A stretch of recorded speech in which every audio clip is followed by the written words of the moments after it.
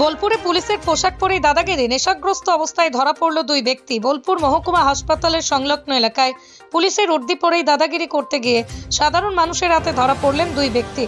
অভিযোগ, ধৃতরা মদ্যপ অবস্থায় ছিলেন। জানা গেছে, দেউচা পাচামি কয়লা খনি প্রকল্পের জন্য জমি দিয়ে চাকরি পেয়েছিলেন এই দুই ব্যক্তি, কিন্তু পুলিশের পোশাক পরেই তারা সাধারণ মানুষের সঙ্গে অসৎ আচরণ করছিলেন। এই ঘটনায় স্থানীয় মানুষের মধ্যে ক্ষোভ ছড়িয়ে পড়ে। সাধারণ মানুষ তাদের আটক করে পুলিশের হাতে তুলে দেয়। তাদের দাবি, পুলিশের আমাদের নিরাপত্তার প্রতীক, কিন্তু এভাবে কেউ মদ্যপ অবস্থায় পুলিশের উর্দি পরে অসৎ আচরণ করলে তা মেনে নেওয়া যায় না। এই ঘটনা নিয়ে এলাকায় চাঞ্চল্যের সৃষ্টি হয়েছে। পুলিশ তদন্ত শুরু করেছে এবং অভিযুক্তদের বিরুদ্ধে আইনানুগ ব্যবস্থা নেওয়া হবে বলেই জানা গেছে। মদ্যপ অবস্থা থাকলে তার মুখ থেকে গন্ধ পাওয়া যেত। এদের মুখ থেকে না গন্ধ ছিল না কিছু ছিল। এরা শুকনো নেশা করেছিল, ড্রাগের নেশা করেছিল। দুজনাই দাঁড়াতে পারছে না, চায়ের দোকানে এসে গাড়ি রেখে দাঁড়াতে পারছে না, স্ট্যান্ড করতে পারছে না। তখন আমাদের এক টোটোওয়ালা গেল, মুন্না নাম, ও গিয়ে জিজ্ঞেস করলো যে দাদা, আপনারা পুলিশের ড্রেস পরে হেলমেট কেন ব্যবহার করছেন না?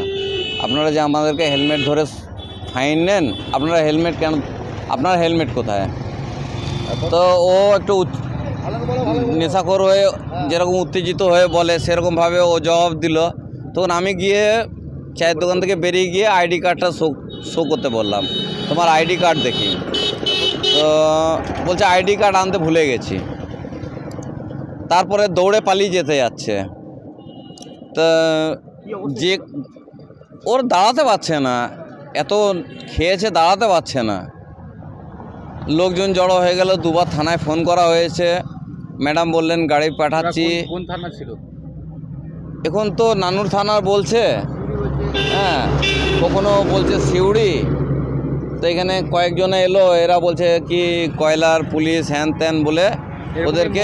অবস্থায় নেশাগ্রস্ত অবস্থায় ডিউটি করছিল না? ওরা ডিউটি করছিল নাকি জানি না, ওরা ডিউটি আওয়ার্সে আছে নাকি আমি সেটাও বলতে পারছি না। ওরা এসে যেরকমভাবে গাড়িটা লাগালো, দেখেই বোঝা যাচ্ছে এরা পুলিশ হতে পারে না, কারণ ওই 5 ফুট হাইটে পুলিশ কী করে হয়? আচ্ছা, যদিও হয়ে যায় তো এত মদ্যপ অবস্থায় ও ড্রেস পরে কেন বেরালো? তাহলে আমাদের পুলিশের উপরে কিভাবে থাকবে, ভরসা থাকবে? যে কোনো লোক যদি পুলিশের ড্রেস পরে without ID card, without helmet পরে এসে আরেকজনকে চার্জ করে, পুলিশের উপরে আমাদের আস্থাটা থাকবে কি করে?